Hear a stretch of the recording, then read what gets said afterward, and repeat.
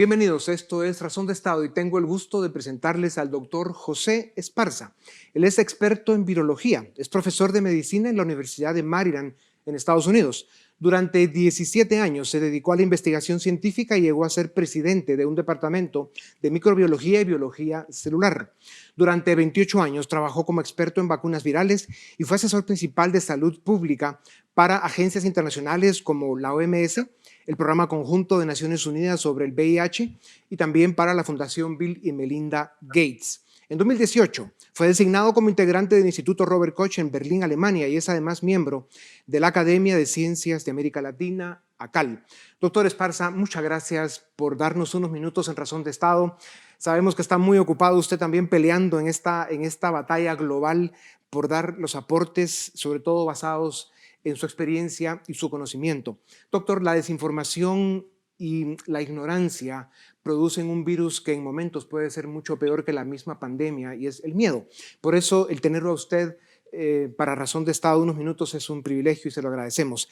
Hay consenso en la comunidad científica del mundo sobre que en los próximos 2 años, más o menos el 80% de habitantes del planeta se habrá contagiado. ¿Por qué es importante conocer este dato, doctor? Bueno, en realidad, primero que todo, muchas gracias por la invitación, es un placer. Es una batalla que no la estoy dando yo solo, la estamos dando toda la humanidad. Afortunadamente, no es una batalla entre humanos y humanos, sino entre humanos y un agente viral. Quiere decir, no es consenso, sino un estimado de que cuando el virus le dé la vuelta al mundo, y se la va a dar, porque esto es una pandemia, se van a infectar. Yo no creo que 80%, pero quizás el 60 o el 70%. Cuando eso pase, ya entonces no existen personas susceptibles de ser infectados, se corta la cadena de transmisión del virus y se acaba la epidemia. Esto es lo que llamamos la inmunidad de rebaño o la inmunidad comunitaria, y es una forma como los virus tienen para controlar su replicación. Ya. Doctor, también afirman que el 80% o más de contagiados pasan el virus asintomáticos o con síntomas muy leves. ¿Es este un dato que nos debe dar tranquilidad? Bueno, sí y no. Sí, porque la mayoría de las infecciones por este virus no producen enfermedad. Y la información que hemos tenido desde China era que el 80% de los pacientes, de los casos, eran no sintomáticos o muy leves. Yo pienso que a medida que aprendamos más sobre la enfermedad, vamos a saber que hay muchos más asintomáticos. O sea, que la proporción de personas que desarrollan enfermedad severa va a ser mucho menor que el 5%, 3% que calculamos ahora. Esa es la parte buena. La parte mala es que los asintomáticos transmiten el virus. Y entonces es muy difícil tomar medidas preventivas porque no sabemos. Básicamente hay que considerar a todo el mundo como un potencial transmisor del virus. Yeah. Doctor, también se escucha cada día más de los sistemas de salud que, a pesar de lo grave que es, la letalidad del virus es mucho más baja de lo que al inicio se pensó. Y más aún, dicen que la experiencia de las últimas semanas indica que si se hubiera detectado el virus a tiempo a personas de tercera edad con problemas médicos, se habrían salvado muchas vidas. ¿Cuál es su opinión sobre esto? Bueno, mi opinión es la siguiente, que la humanidad y los países son muy heterogéneos. Hay países del mundo como Italia y España donde la enfermedad produjo un daño grave, donde hay una mortalidad muy alta. Son países que tienen una demografía muy particular, son países que tienen muchas personas de mayor edad, son países donde la gente vive relativamente aglomerada y se favorece la transmisión del virus, de manera que cada país va a tener su peculiaridad y las medidas preventivas tienen que tomarse de acuerdo a la situación específica. En Nueva York fue una verdadera tragedia. Si en Nueva York se morían 2,000 personas por día. Y esas personas eran vulnerables. Y cuando yo hablo de vulnerables, me refiero no solamente a la vulnerabilidad médica, las personas de edad que tienen otras enfermedades, pero también hay que aceptar que hay una vulnerabilidad social. Las personas más desfavorecidas de la sociedad que vivían aglomeradas, que no podían cumplir con la cuarentena y que tenían otras enfermedades. Y los latinos y los afrodescendientes en Estados Unidos tienen una alta frecuencia de diabetes, de hipertensión, de obesidad, y todo eso los ponía o los pone en riesgo. Doctor, ¿y tiene que ver eso también con que en muchos de estos casos empezaron con los síntomas, pero al final llegaban a los hospitales o al doctor cuando ya el virus había avanzado mucho y los síntomas, aunque no fueran tan fuertes, el virus ya había hecho mucho daño en el cuerpo, y a personas de tercera edad con precondiciones médicas, esto para ellos esto fue fatal, letal? Es un comentario muy importante, porque entre los latinos de los Estados Unidos no vamos al médico. Y esperamos ya prácticamente que estamos desahuciados para ir al médico, cuando en realidad una cultura que debemos adoptar es ir al médico, o por lo menos contactar al médico temprano.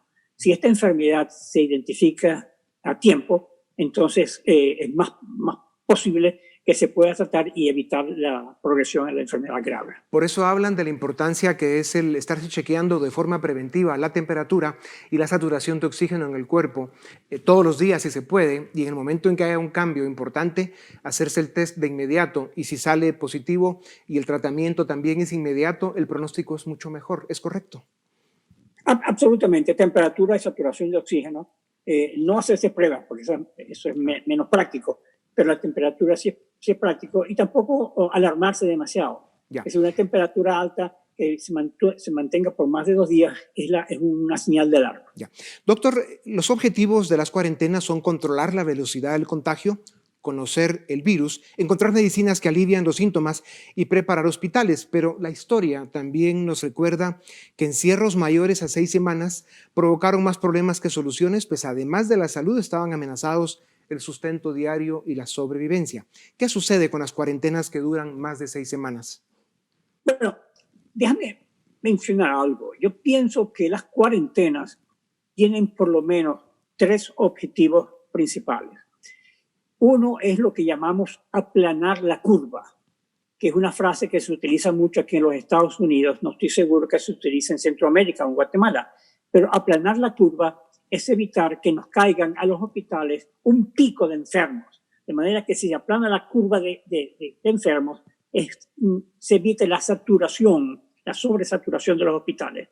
Y de hecho, esa fue, yo diría, una de las razones principales de la cuarentena en los Estados Unidos, sobre todo en Nueva York, evitar ese gran pico. Pero eso no quiere decir que uno evite las infecciones, las pospone un poco, las distribuye en el tiempo. La segunda razón de la cuarentena, que es muy importante, es cortar la cadena de transmisión del virus, porque el virus no puede permanecer en la mesa por mucho tiempo. El virus solamente puede permanecer activo en la comunidad cuando pasa de persona a persona. Y la cuarentena corta la cadena de transmisión, o por lo menos ese es el intento.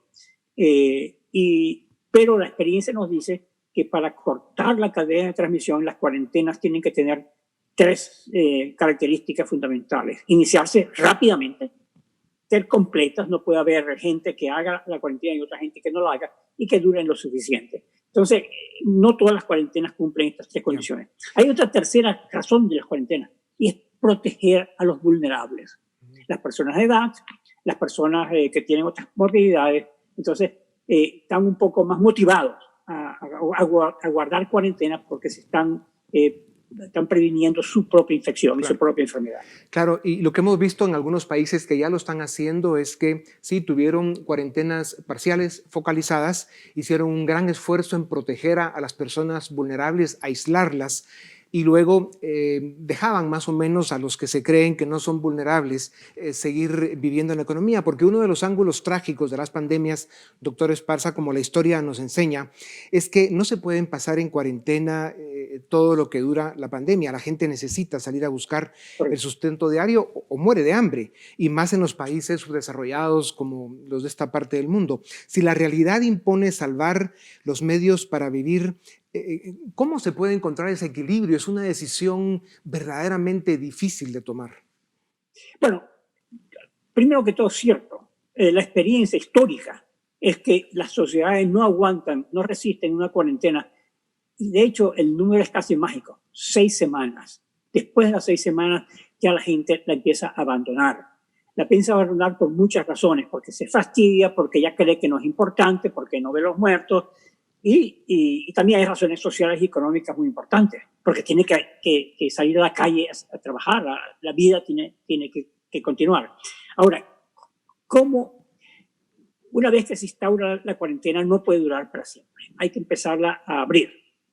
Esta es una decisión que no puede estar solamente en las manos de los médicos.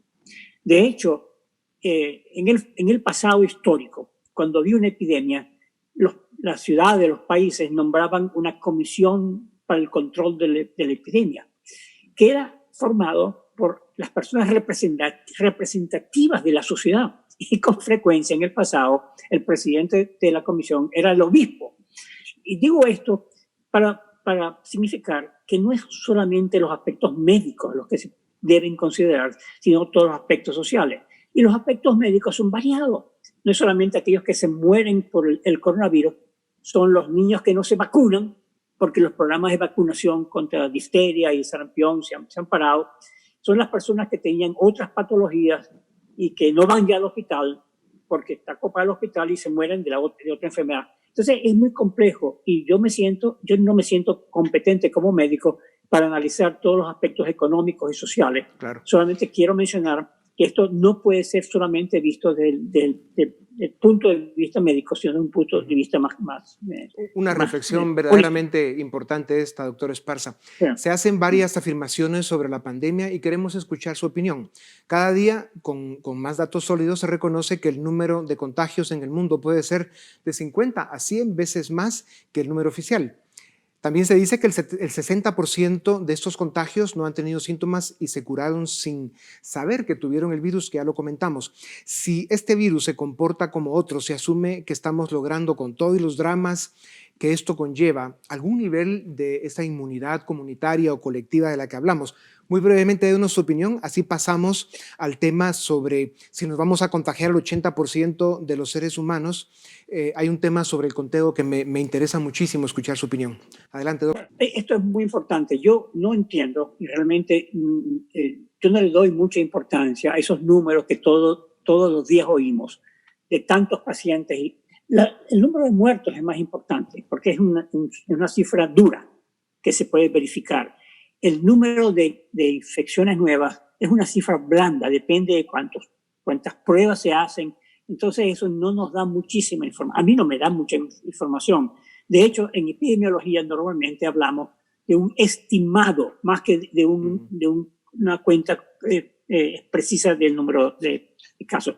Ciertamente que el número de infectados es mucho mayor de lo que se reporta. No son los 2 millones, 3 millones. Claro. Mira, en la epidemia de gripe española, que ustedes sufrieron en Guatemala también en 1918, se calcula que 500 millones de personas se infectaron en el mundo. La tercera parte de la población del mundo se infectó. Entonces, yo creo que como este virus es tan altamente transmisible, está infectando mucho más de las personas que se están reportando. Doctor, si nos vamos a contagiar el 80% de seres humanos, el conteo de nuevos contagios, como usted decía, es muy importante por las razones de control que necesitamos, pero ¿es conveniente usar el número de nuevos contagios diarios si suben o bajan como métrica de éxito, cuando en todo caso, como lo hemos hablado, la métrica del éxito la debería dar el resultado de exámenes de anticuerpos, que nos diría cómo va creciendo la inmunidad colectiva, el único referente que al final nos permitirá realmente regresar a algún tipo de normalidad? ¿Qué piensa de eso? Bueno, es que contamos dos cosas diferentes. Ya te dije, Dionisio, que el conteo de casos para mí no significa mucho, porque si uno hace más pruebas de laboratorio, más casos encuentra. Entonces, eso no refleja ningún efecto de las medidas de prevención. El conteo de muertos da una imagen más cercana de la efectividad de las medidas de prevención. Pero el conteo de muertos, con todo lo rudo que suena, está 2 o 3 semanas por detrás de la infección, del pico de infección. Y yo creo que ese conteo nos da una indicación de, como dije, qué tan efectiva es las medidas de prevención. Si uno no ve caer el número de muertos, las medidas de prevención no están funcionando. Ahora, el conteo del número de personas que tienen anticuerpos es muy importante, porque ese es el que nos indica cuántas personas en la comunidad se han infectado y que presumiblemente son resistentes a una reinfección y nos dice si se está creando ya la inmunidad de rebaño, que es la historia de los virus, es lo que realmente disminuye. Ahora, hay dos cosas que tengo que mencionar en este sentido. Uno es las pruebas. Las pruebas no son muy confiables. Las pruebas para anticuerpos, ya lo hemos sabido, son de muy mala calidad y dan muchos resultados equivocados, de manera que eso hay que corregirlo. Y luego el muestreo. No es lo mismo muestrear las personas que van a un supermercado, las personas que viven en una casa de ancianos, etc. Y hasta ahora no han habido muy buenos estudios. Hay algunos, como en Suecia se estima que el 30%, en Estocolmo, el 30% de las personas ya tienen inmunidad. En Nueva York, un estudio reportó el 20%, en California menos del 4%. Entonces, tienen dos usos diferentes. El medir la efectividad inmediata de las medidas de prevención y el medir la inmunidad de rebaño, la inmunidad de... Doctor Esparza, como sabemos y la historia lo confirma, las pandemias a través del tiempo van infectando, contagiando a una parte importante de la humanidad. Las vacunas siempre llegan después de que ya se logró esa inmunidad comunitaria de la que hemos hablado. Hay un famoso estudio de la Universidad de Stanford que se llevó a cabo en Santa Clara, California, y sugiere que lo que hablábamos, el nivel de contagio es mucho más alto y se han hecho estudios más concretos en Miami, Nueva York, Boston y algunas ciudades de Europa.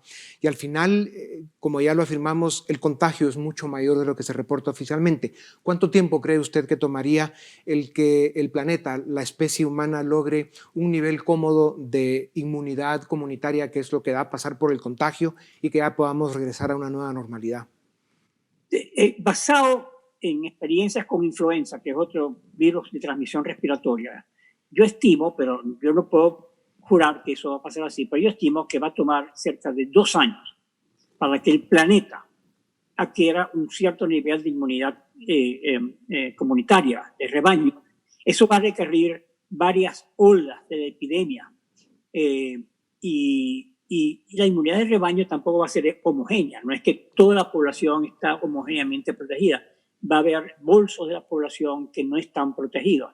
Pero y en otros países se va a llegar más temprano. De manera que vamos a vivir una situación heterogénea por un tiempo. Pero en 2 años yo creo que la inmunidad de rebaño va a empezar a tener una influencia importante en la disminución de la transmisión del virus. Claro, y sabemos también, doctor Esparza, que en esos 2 años no habremos tenido la vacuna, que es lo más probable. Incluso 2 años dicen que es muy optimista.